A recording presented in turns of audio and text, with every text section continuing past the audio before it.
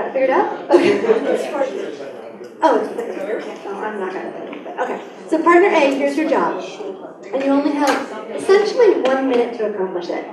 Partner A, you're going to teach partner B how to put on a shoe. Go to it. I'm going to watch you and give you feedback. Partner A, you're going to teach partner B how to put on a shoe. You can do whatever you want.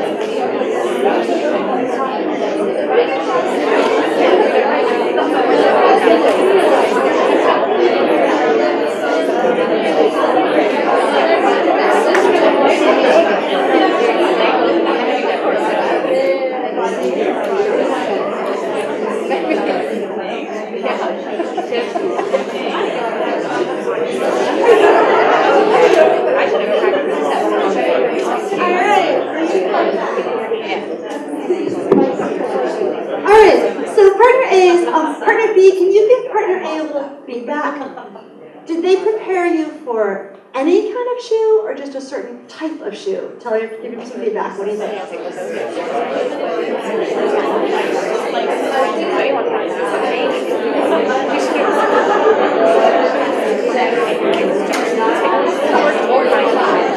Okay.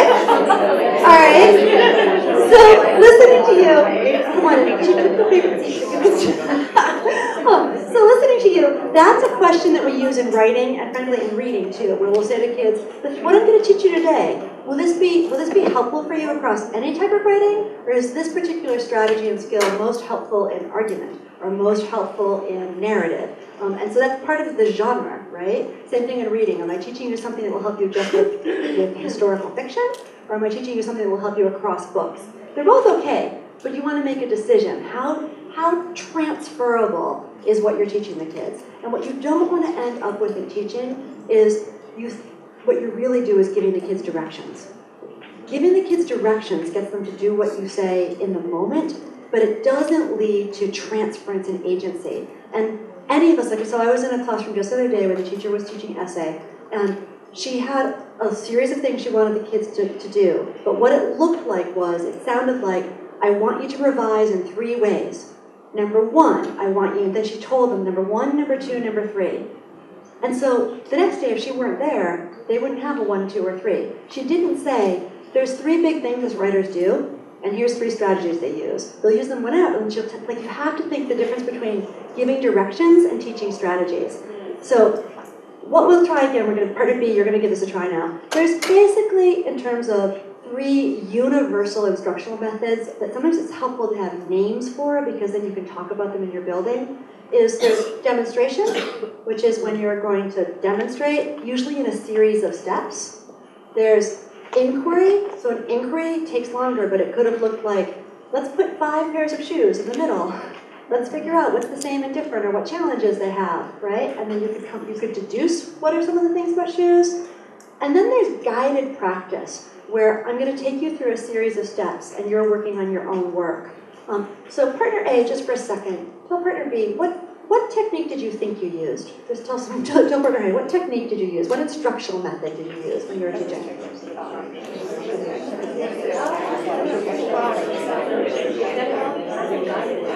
Okay. So I'm going to give you some tips. Right.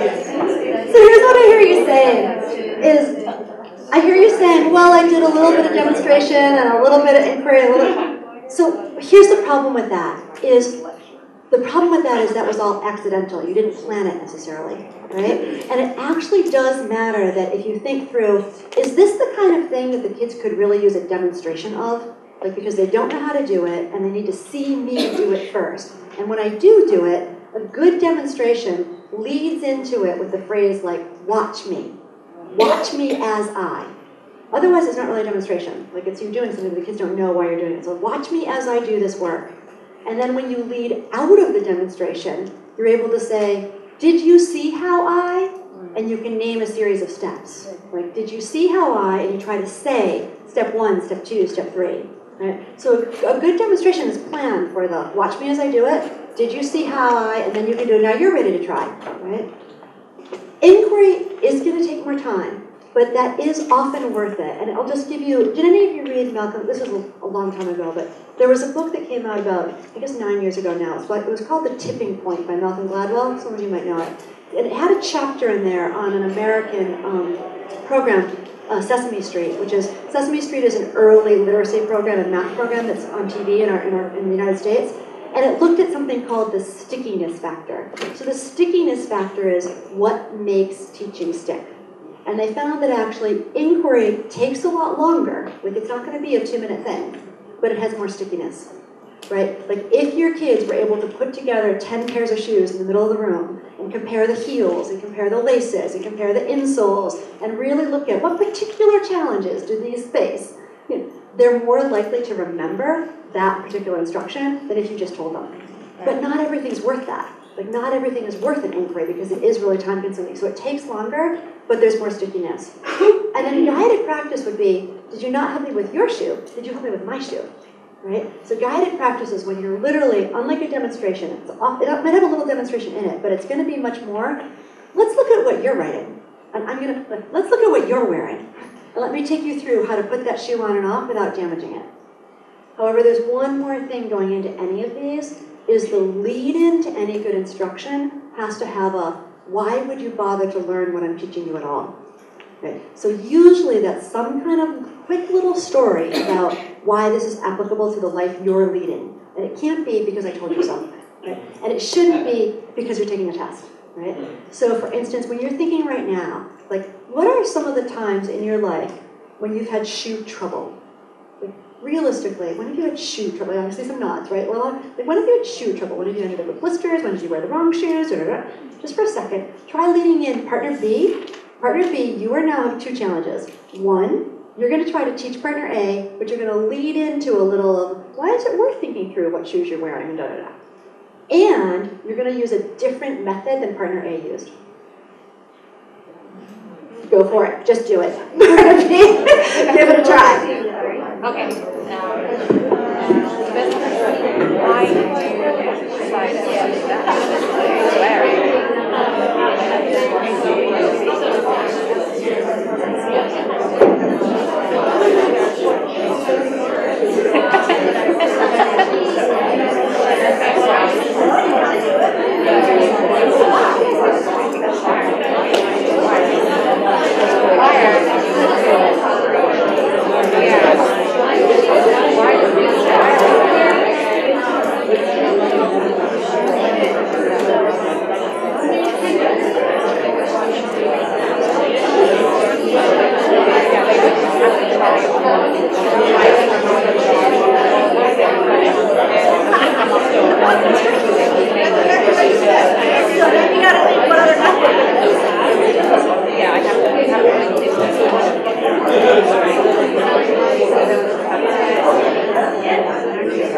Okay, I'm going to stop you.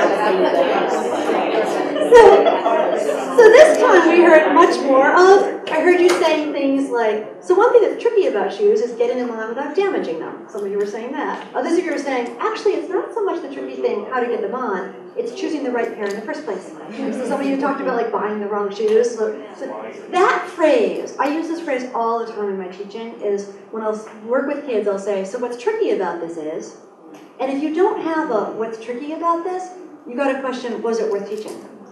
Right? Like some things, sometimes I'll see teachers giving a beautifully structured lesson with a great demonstration, and at the end I'll say, that was beautifully done, but I'm not sure that was worth that kind of instruction. Like not everything is. If it's easy to do, you don't need all of this. You could have just said, I'm wearing slip-on shoes. I barely need to tell you how to do this. You just put your foot in. That's not worthy of any of the rest. That's just let them know. That's a tip, right? It's just a tip I can give you. Whereas some of you are wearing shoes, like your shoes, that's worthy of some instruction. A lot of kids who wouldn't know how to do the laces and then get the heel and all the rest of it, right? So you want to be thinking in your teaching, when do you just give a tip?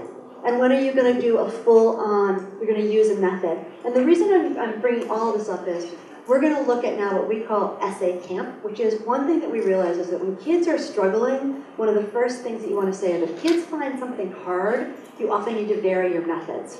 You can't just keep doing it again and again the same way in hopes. So all of you here will undoubtedly nod if I say, do your kids struggle with structuring an essay? Yes, they struggle with structure. I mean, the biggest thing they struggle with is structure.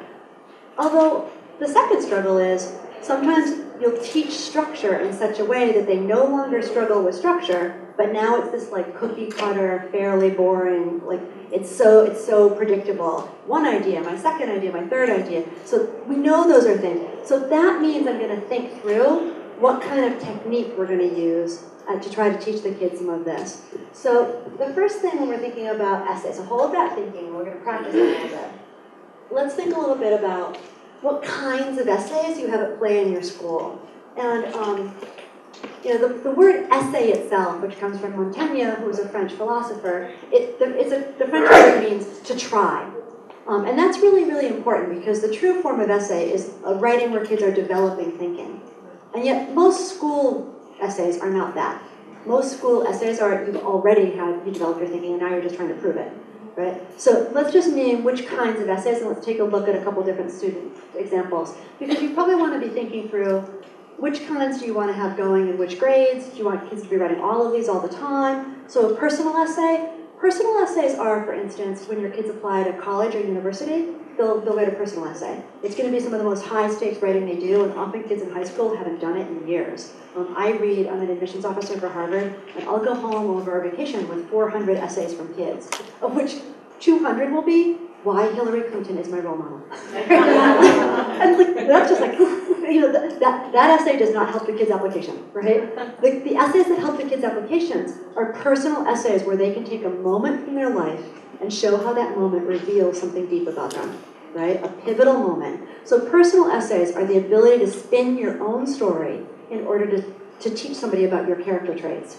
It's really beautiful writing, and it might be the kind of writing you're not doing enough of in your school. I like to have personal essays every grade level, where the kids are choosing pivotal moments. But what's different between a personal essay and, say, a memoir, is in a memoir, it'll be story with ideas embedded in it. But a personal essay is ideas, and the stories are examples of that idea. Right? So we'll take a look in a second. Then there's persuasive essay. So up until a few years ago, we were doing a lot of persuasive essays. We've almost dropped that entirely from our curriculum. I'll tell you why. It turns out these are not the same thing. So persuasive writing, they come from completely different schools of thought, all the way back to ancient Greece. Which is persuasive writing in persuasive writing, it is okay to only include evidence that supports your side, to ignore and not include at all the evidence that would weaken your side, to use any kind of rhetorical devices that would manipulate and get your opponent, your audience to believe you. That's completely different than argument. Principled argument argues not through persuasion and manipulation. It argues through logic and evidence. So principled argument means that you will lay out that the topic is complicated and that there's more than one perspective on it. And that you will honor the other side while showing your side. It's different. It's different. So we've moved to argument starting in kindergarten, to tell you the truth. And we've moved away from persuasion. You might think in your building what you're thinking about that. When you think about examples in the world, political speeches are almost all persuasive, right? And that's not so good, right? That's problematic, right? Whereas if you listen to some of the great political speeches over time, Dr. Martin Luther King, Nelson Mandela, their argument, they'll lay out, here's what's right about this, and so we've moved to this argument. And then that's different from literary analysis. So literary analysis is going to be where they're reading some kind of literary text and they're analyzing it and they're composing an argument about it. And the reason to name what's different about these is in personal essay, you don't have to get to a counter-argument. Right? This is a journey of thought about something that is important to you that's going to be illuminating about your life. In persuasive essay, you also usually don't do a counter-argument. In fact, it's almost always I'm just strengthening my own side. But an argument essay actually acknowledges a counter-argument. Right? But in literary essay, you usually don't have to do a counter-argument. Like if I'm writing, our kids in the States are writing about, say, Hunger Games, and they're going to say, Katniss is brave. You're not going to say, no, she's not. Right? Yeah, she's brave. They're going to write an essay about the unusual ways in which she's brave, psychologically, emotionally, physically, right? But there's no counter-argument for it. And that matters just in terms of they're all related, but when you're thinking about your rubrics and what you're going to honor, only one of them has an acknowledging of counterclaims. And so this is where, if you're in this room, probably you teach English language arts or a related subject. It's worth thinking about. We are really suggesting that English makes sure that it reconceptualizes itself. So up until, like when I taught English 15 years ago, we only taught literary essays. Like the job of an English teacher was to teach literary essays. But now we've really, most of our kids will never write a literary essay again when they go to college. They're not going to write any. They're going to write mostly these. And so mostly what we've also decided is that we're going to reconceptualize and make sure that kids get a chance to write non-fiction-based, research-based arguments so that they're prepared for all the tasks that they'll have in high school and college. So instead of thinking of an English classroom as only preparation for other English classes, it's thinking about an English classroom or a language classroom as being preparation for all the writing tasks that you might get. So let me pause and we'll look at some examples, but before we do, why don't you just say to someone near you, which of these do you have in play already, and which are you thinking, oh, maybe we should add in a little bit more of one of those? Go ahead, can you talk to someone near you for a second? Have all three. I don't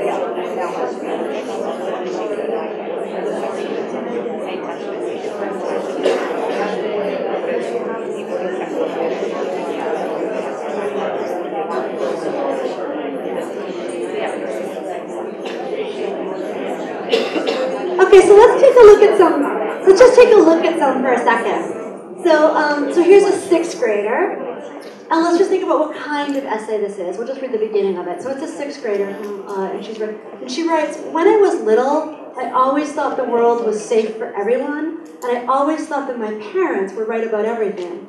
And I want to still think that, but I can't really. I don't think the world is safe for everyone, or that even in this city, she's a New Yorker, everyone is warm or dry or even has enough to eat. I don't know what to do about that, and it makes me unhappy. Usually when I'm unhappy, I ask my parents what to do, but this time I can't, because now I think maybe we don't think the same way about everything. So see how that's a personal essay? It's not saying, here's what you should do about homelessness, right? A, B, and C, right? It's letting you in on a moment in your life. And personal essays usually come from moments of confusion and pain. Like it's usually any moment of complicated emotion, especially you can teach kids, any moment when you felt more than one thing at the same time, that's going to be worth writing about. And let's just go down and look a little bit at her structure. So then she goes, 2 years ago, on a cold and wet December day, my mom and I were going into Tower Records, it's a record store on Broadway, to buy some CDs. This is old, right? The rain whistled down the street sideways, blowing into your eyes and stinging your face. It went right through the Patagonia fleece jacket I was wearing and blew around inside it, making me cold to the bones. My mom and I held hands so we wouldn't get blown away. Broken umbrellas flew down the streets like bats. Just outside Tower Records, a homeless man was lying by the doorway. He'd made a kind of nest beside the door with an old blanket and some boxes, but the wind had torn the boxes to pieces in the rain and made the blanket soggy, and he looked very cold. His face was full of lines that looked like the lines in my mom's face when she's really tired or sick. But his face was dirty, and my mom's face is never dirty. The man held out a cup for some money. His hand was shaking and his eyes were red and puffy. I could hardly bear to look at him. I wanted to give him some money, but I didn't have any. So I pulled on my mom's hand and asked her if we could give him some money. But she said no, the man should get a job. We walked into Tower Records to buy CDs, and we didn't give the man anything. We left the man shivering out in the street. And I still think about it. I don't think it would be so easy for that man to get a job. His clothes were ripped, and he smelled, and he was old. And I think, too, about how we didn't even say anything to him as if he wasn't worth talking to. And the whole thing just doesn't feel right to me. Next time, I'm going to try to at least say good morning. I'm going to try to show that I know this is a person, too. Okay, so just talk to someone near you. What do you notice about the value of personal essays? Like, why would you want to have those going on in kids' lives and in your school? Go ahead, chat with someone near you. What do you see in it?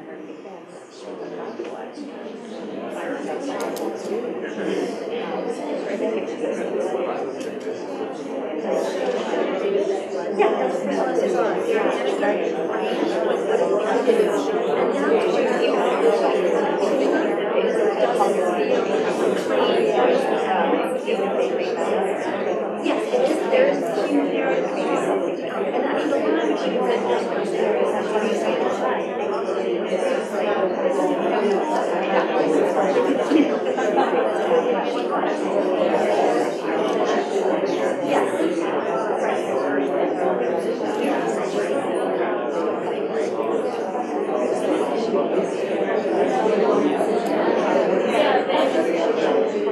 Okay, so let's just look for a second, just because I will tell you that for personal essays, and I can tell you as someone who reads a lot of college essays, a lot of teachers stay away from personal essays because it doesn't follow that claim, reason, evidence that a lot of teachers want as a very clear structure. It usually poses a question, tells a story, reflects on that.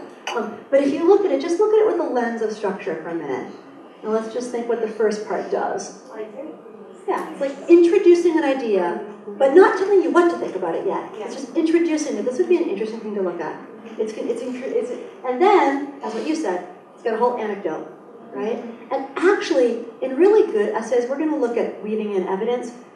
Your stronger writers can do less evidence and do it well, versus your less strong writers will need 3 pieces of evidence because they don't have enough on any one of them. So don't make it into like the enemy of good writing is saying you need 5 paragraphs, 3 pieces of evidence. Like when actually a really good essay might have used 1 piece of evidence really, really well, and the rest they don't need them. Like they don't need it. So you don't want to get into. Never say to kids, "This is how you do it." You want to show the kids there's several ways to do this. One way would be so you can see the whole anecdote, and then at the end. It's not really that, right, and I usually say parts, I don't say paragraphs. Like, so one part might be your anecdote. Another part, because if you say paragraphs, then they'll just write 1 paragraph. That's all they'll do. And then here for a personal essay, so it is a plea for change, but it's a plea for change for herself. It's not a plea for change in the world. So, yes, did you want to read? Well, some of our teachers like using blogs at the school, and that means that there's a lot of transparency in the process. It could be the publishing stage, but it could even be the drafting stage. Yeah. And comments, replies to each other. Interesting. With such a personal essay, who knows if even mom is reading this essay, or this is really personal, and maybe even a bit indicting of a family member. Yes. It was written as an on-demand in class.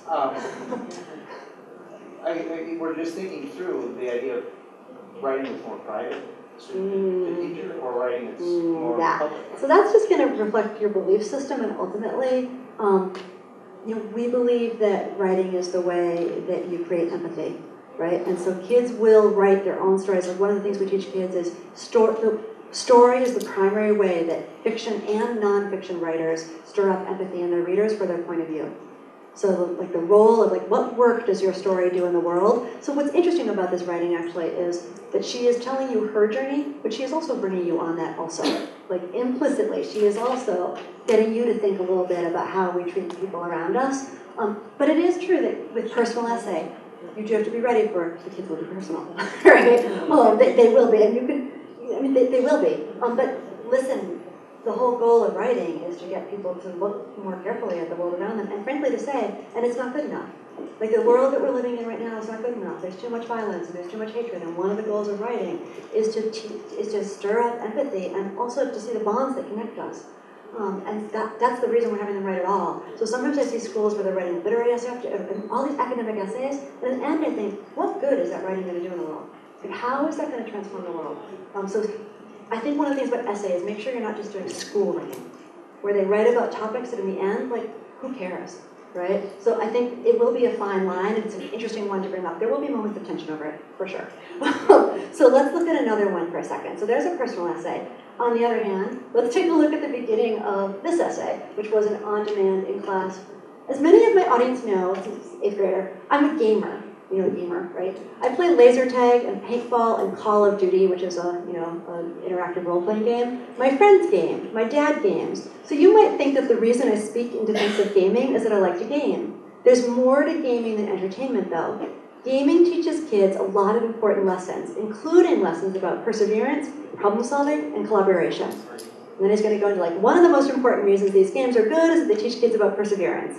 And then da-da-da-da. All right, so just look at that for a second, and just talk to someone near you. What do you see in that that's different than the essay we were just reading, right? But it's also valuable. It's not that one is better than the other, these types of writing. It's that they're all interesting to teach kids. So why don't you just talk to someone, what do you see in this one that's a little different?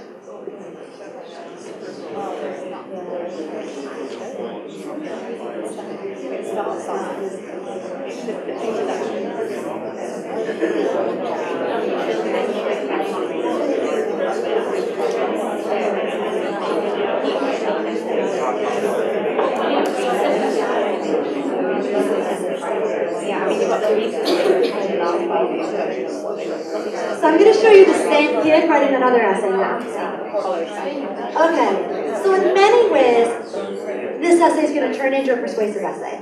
He is all about gaming. He's going to give you his opinion. He's going to give you his reasons. He does have evidence in here. He's not going to really fully, like one sentence does not acknowledge a counterclaim on the other side, right? That's still persuasive writing. It's the like, you might say, but you are wrong. That's still persuasive writing, right? Whereas, let's look at this kid. This was his on demand at the very beginning of an argument unit. It's our 8th grade argument unit. And now let's take a look at him 5 weeks later. He's writing one to the Secretary General of the UN.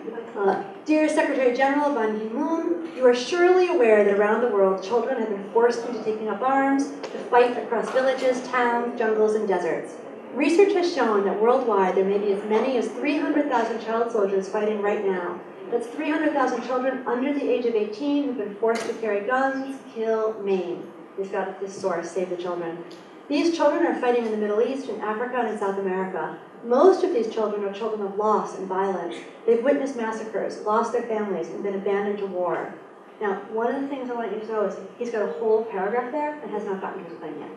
Right? We're going to talk about that in a little bit, like context. More sophisticated essays. And a lot of times you'll have teachers, I've done it too, where it's like, you must have your claim in the first sentence or the last sentence of the first paragraph. But actually, really good essays don't always do that. So let's just go on a little bit. In your position, knowing that child soldiers are mostly forcibly recruited, you can help shape the decision to give child soldiers amnesty. These children should be given amnesty because overwhelmingly they did not choose to become child soldiers. They are victims of war. They should also be given amnesty because they were shaped by war. Blame war, don't blame these children. And then I'm just going to go to the end of his to see a little bit on what he does at the end. So he keeps going, and let's see. Hang on, let me get just a little more to the end before I show you the conclusion. It's 3 pages now. So here he's going to do a little counterpoint now. There are some individual cases where a child soldier may become an adult who's a threat to others. In general, though, when these children are still under the age of 18, they should be given the chance to apply for amnesty. If they're rescued by relief organizations, they should be offered amnesty. There are organizations such as Truth and Reconciliation and the Demobilization and Rehabilitation Programs which can help. When you meet with these organizations and when you put pressure on military tribunals, you can help save these children. Remember, he's writing to the Secretary of the UN, so he's like, you can help them, right? These innocents did not ask for these wars, they deserve compassion. All right, so just try telling someone near you, what's he doing here a little bit in this little part right here? Let's see if you can describe it a little bit, get some words for it.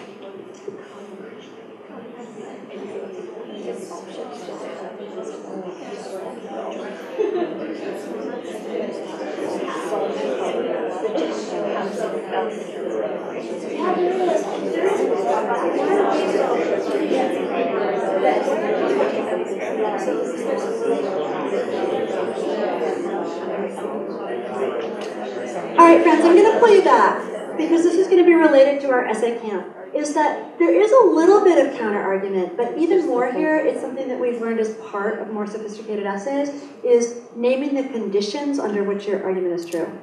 And that's another thing that comes up in sophisticated essays, is under what conditions would my thesis or my claim hold true?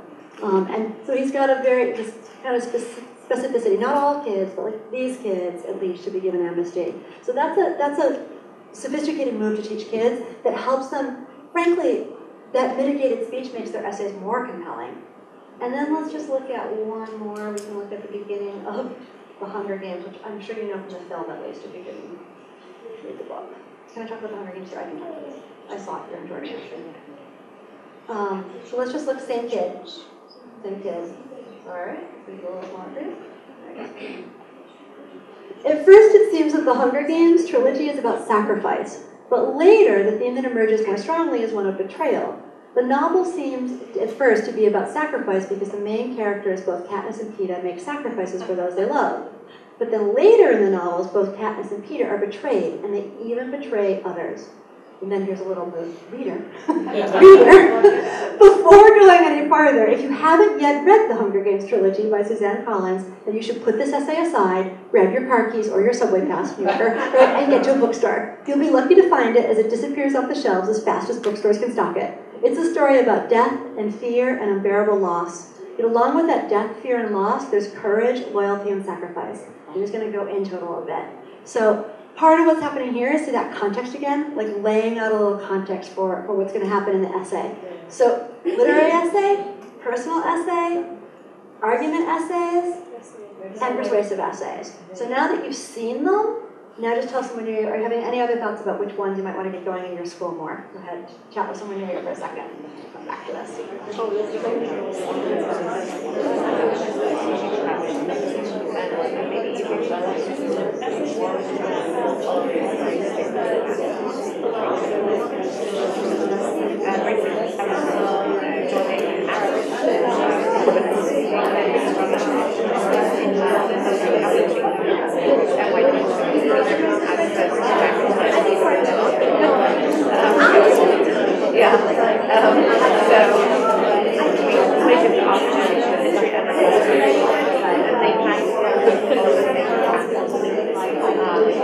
Okay, friends.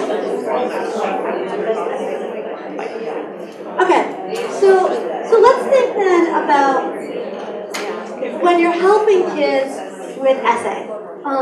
It's helpful to think about parts. So let's just think about that for a second. So one part might be your theory or your claim, or you might be calling it a thesis. It is, by the way, helpful with kids if you use more than one word. Like if you always call it only a thesis, then when somebody else on a test calls it a claim, or you want kids to be flexible with language. So I would say a theory and a claim are not the same thing, right? That personal essay started with a theory that it would be interesting to look at how we treat homeless people, whereas the gaming one started with we should allow kids to game. Then there's reasons and related ideas. Then there's evidence or supporting details. But these are the parts that often are not included. That actually, this is the first part. Like this is like these are essentials. But actually, the part that we want to teach into are also these three things. Is the analysis of your evidence. Most kids, when they're writing essays, they just throw in their evidence, and they don't elaborate on it. They don't think about it. They don't analyze it. So they'll put in a quote, and then like they're just done, on to the next thing, right? And you look down, it's like a series of quotes, and there's like, yeah, but what did you think about those? So analysis is going to be really important. We'll practice this. This might be new, but this would be, for some kinds of essays, important to start getting to. And we did a study, those of you who were with me this morning with debate, we did a study around teaching kids to get to counterclaim, and we did it because we have new standards in the States that insist that 7th graders get to counterclaim, and frankly, at Columbia, we looked at that and we thought, that's going to be way too hard. And when our kids first started running essays with counterclaim, it sounded like this. It sounded like, on the one hand, on the other hand, on the other hand, right? It's like they were just a mess. And so we did a little think tank, because that's, our job is to both teach but also do research. So we did a think tank with teachers from kindergarten through 10th grade, and we had a teacher from every grade in the think tank, and we had access to their kids across the year. And what we did is we started doing flash debates, these quick little debates. And it turns out that if you teach your kids to debate, if you teach them the minute they finish a debate to say back to their opponent what their best point was, they'll start doing counterclaim right away. So it looked like, for instance, at the end of the year, we went to a kindergarten classroom, 5-year-olds, and the teacher did a quick flash debate for us. She said to the kids, right now, can you decide, it's New York, so should you go to the roof deck or to the yard for recess, because it's a city and we have no playing fields, right? So it's like, should you go to the roof or should you go to the yard? And then she said to her kindergartners, take your positions. And the kids within 2 seconds had lined up like this, and they were like, I'm for the yard or I'm for the roof.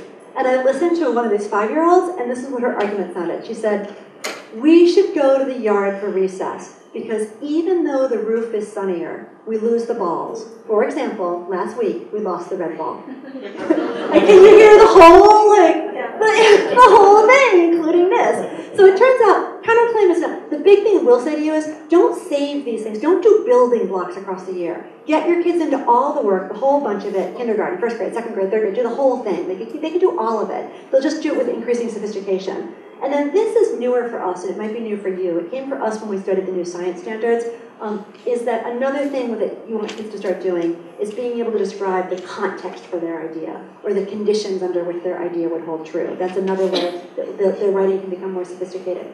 So knowing this, what gets tricky with all of this is where the kids lose their structure. Is they start thinking, how can I put these parts together?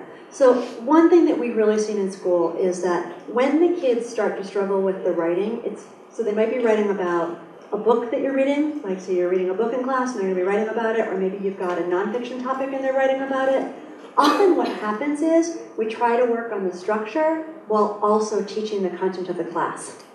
And so what we've found is this essay camp, which we're going to do right now, is just a simple way, it's a method, it's guided practice.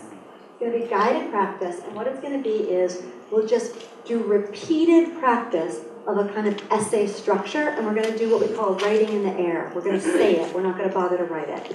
So let's try it. And the trick of it is to start with an example that would be easy that the kids would know a lot about. So let's start with something like, let's start with ice cream is a good dessert. Easy. So really quickly with someone near you, come up with some evidence for that. Why is ice cream a good dessert? Go ahead, try it with someone near you. What would it be?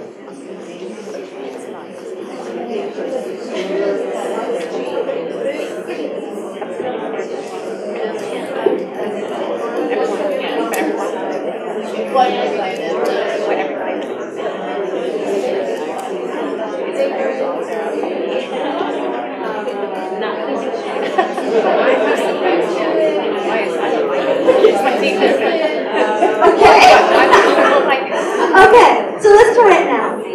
So as we try it, we're going to try our claim, and then our reasons, and then our examples, right? So we call this, and it has been really helpful for kids, we call it boxes and bullets. Idea and evidence, idea and evidence. It's just a really simple, we'll say it over your fingers, your idea, and then your, but let's try it as your claim, ice cream is a good dessert, and then reasons, because, and then for example after that. So let's try. So ice cream is a good dessert because it's enjoyable by many people. For example, you'll see children eating it, you'll see adults eating it, my mother-in-law eats it. Okay, many people. Another reason that ice cream is a good dessert, it comes with lots of flavors. Comes with many flavors. For example, milk, chocolate, pistachio. Yeah. Another reason ice cream is a good dessert? It's very versatile. Oh, it's versatile. For example, You can put it in a cake, put it yes, in ice cream pie, cakes. Yes. make drinks out of it. Yes, you can. Okay, now I'm curious. Okay, do we have another one? It's affordable. It's affordable. For example, ice cream sticks can be as little as whatever, 1 JD, whereas fancy ice cream cakes can be da. So what will happen with your kids? So first of all, what we've just done is we've named 4 reasons and a bunch of examples. So the first thing to teach kids, as it turns out, is that there's to sort your evidence and match it to your reasons. And where kids will actually go wrong is, that's harder than you think. Like if I give you little pieces of paper right now that had all that evidence, and you were just going to put it under each of those reasons, right? So if I've got, ice cream it comes in pistachio flavor. Where should that go? Under versatility? Or should it go under many flavors? Right? So just thinking that through. So sorting is the first level. But the next, and kids, what our research showed was that if kids struggle with sorting, the whole rest of the essay is going to be actually a disaster. Like you don't need to even let them write it. You could already know. And so I wasn't teaching that explicitly, and now I teach it explicitly. I say that once you get to more than one reason, sorting out your evidence actually is a little bit trickier because sometimes it could go under more than one. like pistachio could go under versatility or flavors. Which one is it better at? Where does it match better? And it's actually helpful to practice this with evidence on little cards that kids can sort. And if you just look over their shoulder, pull the 4 kids who are struggling and pull them over here and work on it with them. And work on it with an easy topic, because if they're working on sorting evidence but the topic is hard, you can't tell if it's their topic knowledge or their logic that's a flaw. Right? Then the next one will be ranking, being able to rank. So both what evidence is most important for each reason, but also which reasons should we really include. So let's just name our reasons for a second. So we had, let's imagine we're only going to try to include 3. Which do you think are the 3 strongest we've got? Decide with your partner. We had, it's versatile, it's enjoyable, it's affordable, and I'm going to, another one is it's somewhat healthy, which is another one you have over there. So if you were going to, which of those do you think would be most important? Well, it's got calcium, it's got vitamin D, it's got nutrients and vitamins. So tell someone here, which ones would you use and why? Which you couldn't use all of them. Which would you use and why? So just quickly. Yeah, they're not the same thing, right? You need like a literally sorted. You can see it's 5 exercise, exercise. 1/3 of it has to. So you don't want to watch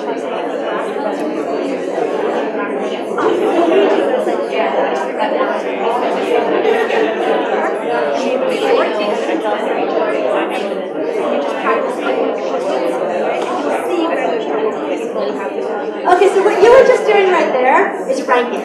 So first we were sorting and now we're ranking.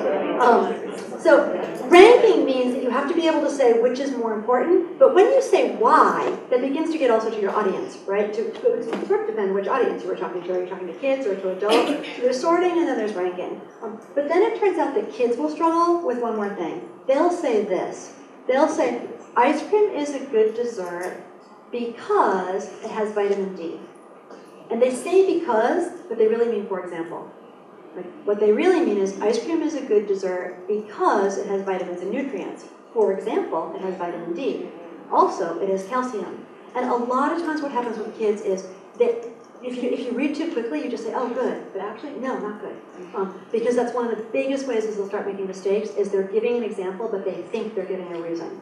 And so they say because, but they really mean, for example, we see this all the time in literary essays, where they'll write, Katniss is brave because she stood up to the guards when Gale was being whipped. No, that's a for example. Katniss is brave because she stands up for her friends.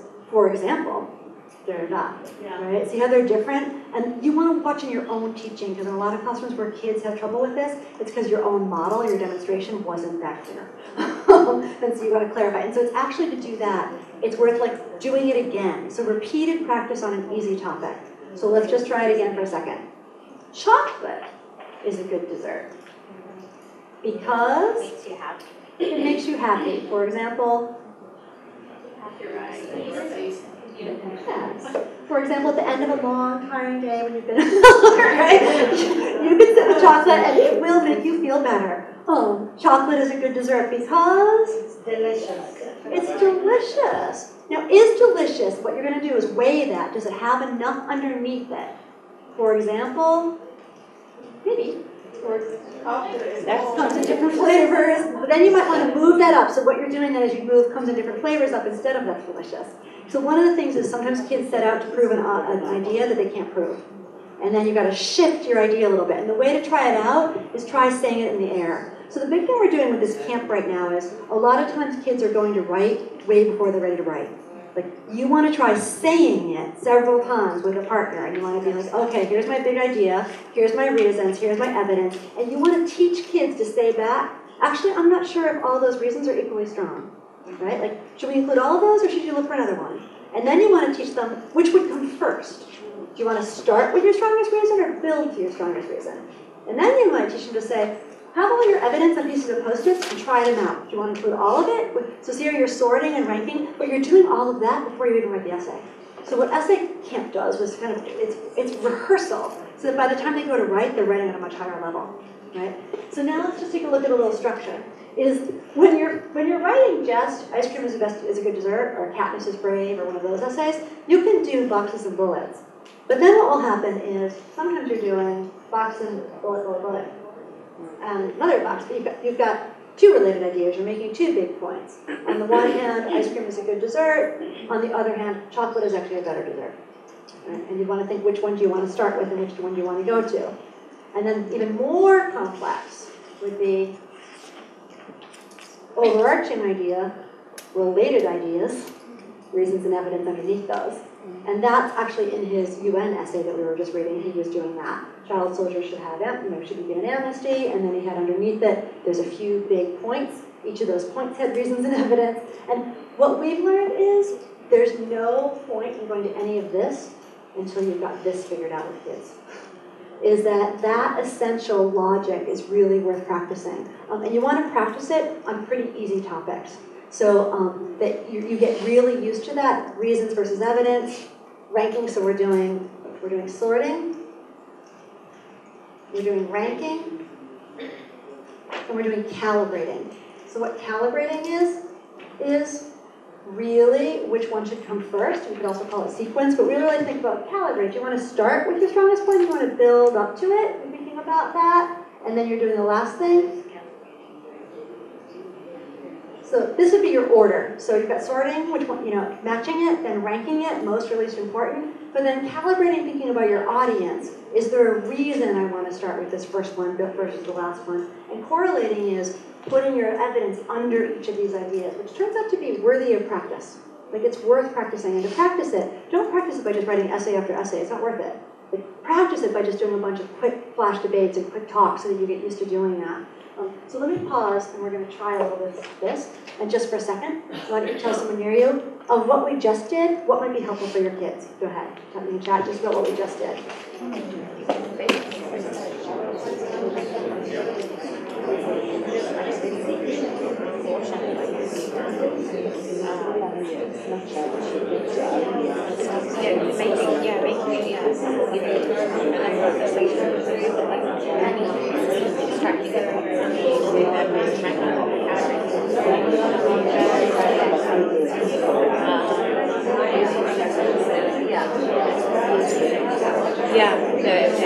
the writing essay.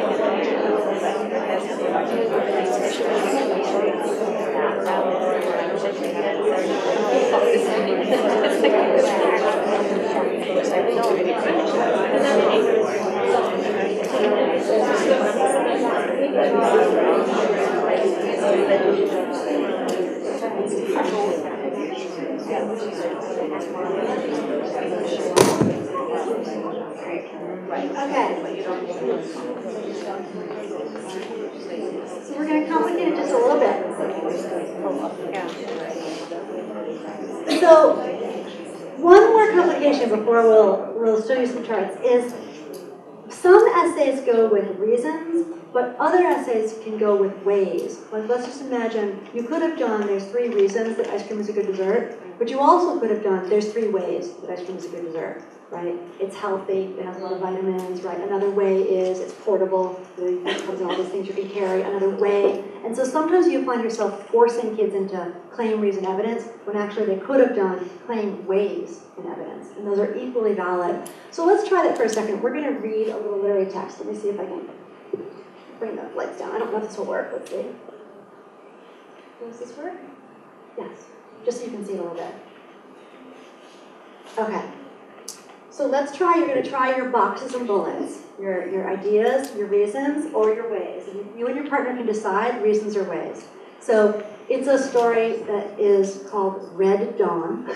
You're looking at the opening scene of the story. It was both a book and a movie. And in the opening scene of the story, it's a high school classroom. Some of you will remember this from Patrick Swayze from many years ago. And let's think about your big thesis. I'm going to give you your thesis, but then you can decide whether to do ways or reasons and what evidence will come underneath it. Let's start with something easy. Let's start with, this teacher is unusually brave. And let's just look for you could go for ways or you could go for reasons. So you'll have to see what happens in this scene in order to see why he's unusually brave. Give it a try. Thing before them. He's a history teacher, he's teaching. Beast, men, even bugs. Got the ends would kind of close in to form a shrinking circle. And everything within that circle panicked to get out. When the Mongols could see each other, they had worked themselves up into a pretty good frenzy. Now when this killing started, it lasted for days, weeks, even months. And it went on until the young son of the Khan asked his father, that the last creature alive,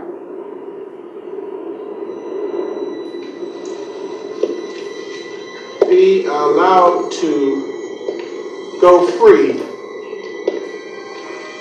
Well now, my friend. Well now. Oh, check it out. All right.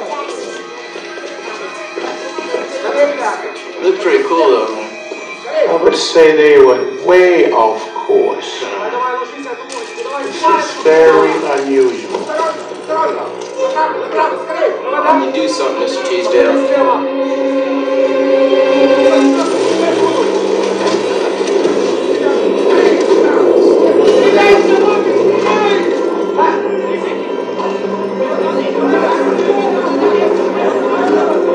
I'm going to stop it there. Nothing good is going to happen. So just tell someone near you. Reasons or ways that this teacher is unusually brave. What would you say to your partner for a second?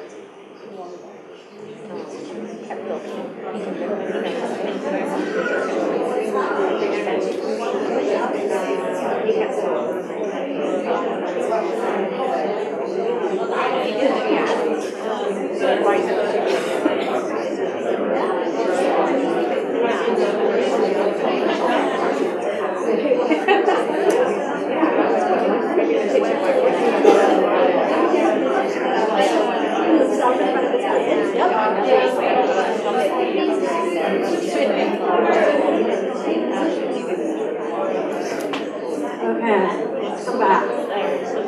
So let's try so one thing that's happening again is you're trying to take an example and see if you can get a reason from it. So what you're saying is, a lot of you are saying is, he's brave because he went to meet the soldiers.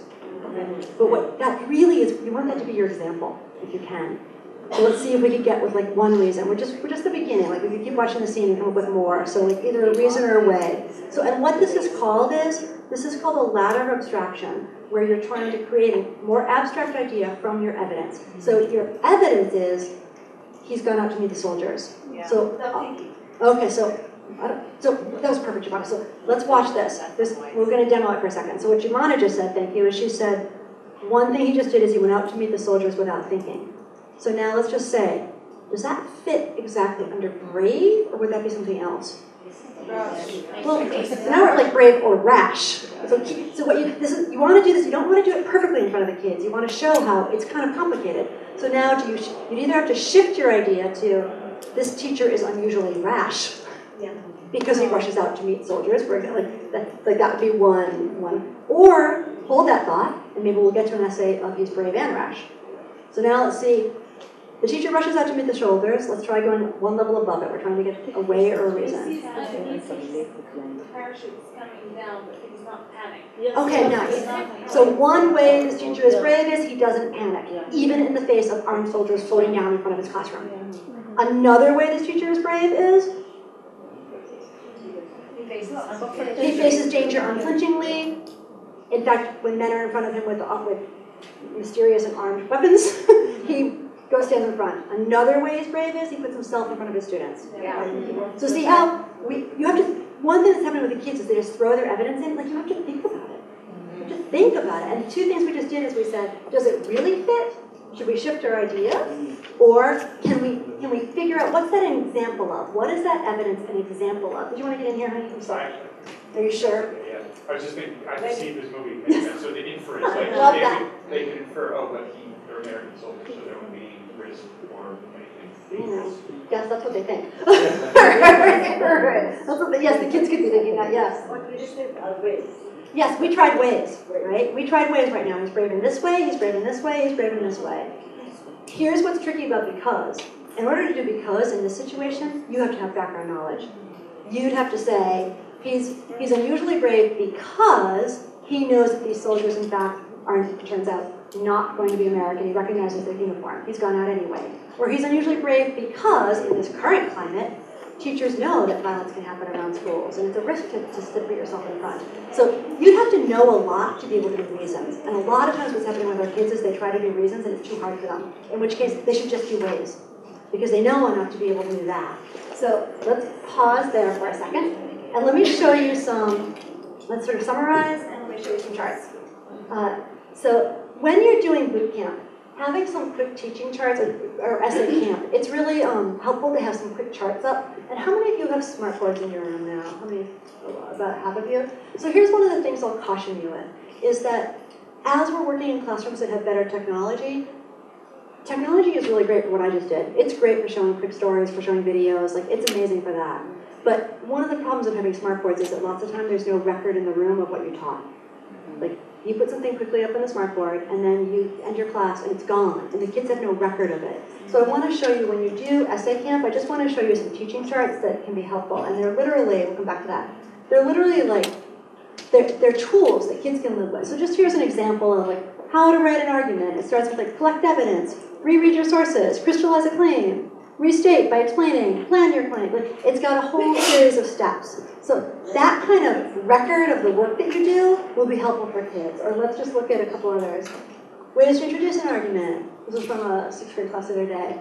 Some people think, and what you're doing is, what these tools are, we call them, if it's one that will go across your whole unit of study, we call it an anchor chart. It's like a whole series of steps and strategies. Or if it's one skill, we just call it a one-day chart or a teaching tool. But a lot of times what's happening is we teach it and we say it, but we don't leave any physical record for the kids of what we did. And then to increase transference and agency, it's really helpful for them to have a record of what you taught.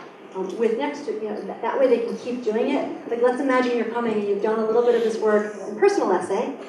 Then you can come back when you're writing persuasive or you're doing other arguments, and you can say, oh, here's another one. Like, let's go back to what we learned. It's going to be the same, even though we're doing a new genre. Or writer's frame evidence. Or powerful conclusions. So I would be thinking, as you teach each of these things, leave a record in your room so that the kids have a record of them. So let's finish with what we just did. So we started with beginning with something simple like idea and evidence. Then this notion of moving kids to claim, reason, and evidence, or we could have done ways instead. But also sometimes it's going to be, let's imagine you're writing chocolate and ice cream. It's going to be idea. And what will happen to the kids is they'll want to write, on the one hand, ice cream is a good dessert, and on the other hand, chocolate is a good dessert. What they really want to get to is, what's your overarching idea? You want to start with, dessert is really a personal preference. Chocolate can be a good dessert because da-da-da. Ice cream can also be a dessert, da-da-da-da. So a lot of the time what's happening to kids is they're trying to do compare and contrast, but they really need an overarching idea to start with it that will unify their essay. Otherwise, they lose their structure in it. Then this work we did with distinguishing reasons and evidence, and this last one is, I will encourage you to practice this more with your kids, because it turns out kids struggle with both of these. And I'll finish by just telling you, as you do this work, this is really predictable feedback that if you do oral rehearsal, if you're doing it in the air, you can hear and you can give.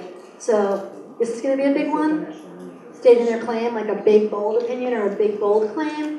This is going to be really significant. You'll see, like, do you have enough evidence for that? Do you have enough evidence for that? That gather, you can hear it. Don't wait till they write it. You can hear it.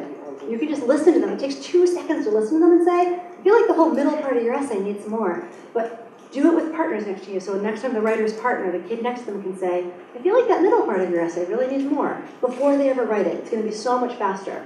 This is going to be stuff they can practice with this feedback, and then this is going to be the last kind of feedback, is the framing, like this shows because, or this is evidence because. So all of that work, what I'd really encourage you to do is work on it and talk before you work on writing. Because that way when they do go to write, they write at such a higher level. And your teaching is so much faster. So, all right, let's pause there. Why don't you just tell someone near you of all the work we just did today? So kinds of essays, you might be thinking about what kinds of essays are at play in your school, then parts of essays, and then rehearsing them more with talk and teaching kids to listen and be able to give each other feedback for that. And maybe tools in your classroom that you're going to lead. One of those you want to go back and add to. Go ahead, tell someone near you. And then